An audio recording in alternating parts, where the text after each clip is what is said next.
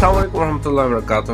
ابھی جو ہے بہت خطرناک خبر ہے، اور بہت ہی اللہ تعالیٰ تمام ممالک اسپیشلی اسلامک ممالک کے اندر جہاں جہاں پہ بھی مسلمان رہ رہے ہیں، اللہ تعالیٰ ان سب کی مغفرت فرمائے، اسپیشلی پیلسٹائن کے اندر جس طرح کا حال ہے۔